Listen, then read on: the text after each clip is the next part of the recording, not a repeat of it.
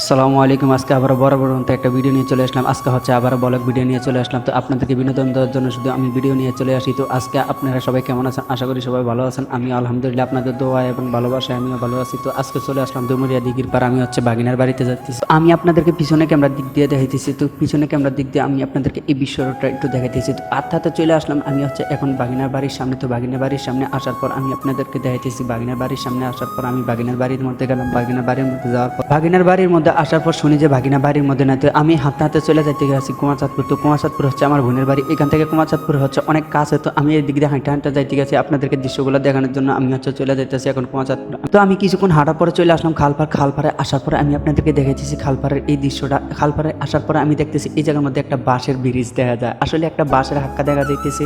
আমার কথা খালি হ্যাঁক লাগে। আর কি কথা খালি হ্যাঁস লাগে। তো আমি হাক্কাটার মধ্যে উঠার পর আমি মনে মনে ভাবতেছি না জানি আজকে এই জায়গা থেকে পয়রা মাঞ্জা গাঞ্জা ভাঙ্গে আমি বাড়িতে যাওয়ার লাগে। আসলে অনেকদিন পরে আমি হাক্কার মধ্যে উঠলাম। আমার কাছে অনেক ভালো লাগতেছে। তো আপনাদের কাছে কেমন লাগতেছে এই দৃশ্যগুলো দেখার পর আপনারা আমার জানাইবেন কমেন্ট বক্সে। আসলে হাঁকার ভিত্তি উঠছি অনেকদিন পরে, না জানি যে হাঁকার ভিত্তি থেকে যাওয়া লাগে। হাঁকাটা দেখতে আসি তখন করতেছে। তো যাই হোক আমি অবশ্যই চলে এলাম এপারের মধ্যে। এপারের মধ্যে আসার পর আমি আপনাদেরকে এপারের দৃশ্যটা দেখাইতেছি। এপারের দৃশ্য আমি পিছনে ক্যামেরা দিয়ে এপারের দৃশ্যটা আমি আপনাদেরকে একটু দেখাইতেছি। দেখেন এপারের দৃশ্যটা অনেক সুন্দর। তো এপারের দৃশ্যটা দেখতে দেখতে আমি আপনাদের সামনের দিকে আসলাম। সামনের দিকে আসার পর দেখতেছি এই জায়গার মধ্যে একটা ভাই মেশিন স্টার দিতেছে। আমি কেলাম বলে এর তুই মেশিন স্টার দিতে পারবি না? হারি কি হারবি তুই মেশিন স্টার দিতে? তুই হ্যান্ডেলে ঘুরে আমাদের কাটতে হয়ে দিকে একবার না পারিলে দেখো শতবার। ছোট ভাইটারে কইলাম বলে ভাই তুই তাড়াতাড়ি করে স্টার দিতে দেখ পারস নি। অবশ্যই দেখছেন নি পোলাটা ঘুরিয়ে এলাইছে। আসলে পোলাটা ভবিষ্যতে কিছু একটা করতে পারবো। তো আমি কইলাম বলে ছোট ভাই তুই মেশিন স্টার দিতে থাক, আমি একটু এদিক দিয়ে পুষ্কিনিটা দেখে দিতে থাকি। তো পুষ্কিনিটা দেখতে দেখতে যারা যারা ভিডিওটা শেয়ার করে নেয় তাড়াতাড়ি করে ভিডিওটা শেয়ার করে দেবেন যাতে আরেকটা ভাই দেখতে পারে। তো আমি আপনাদেরকে একটু হাতে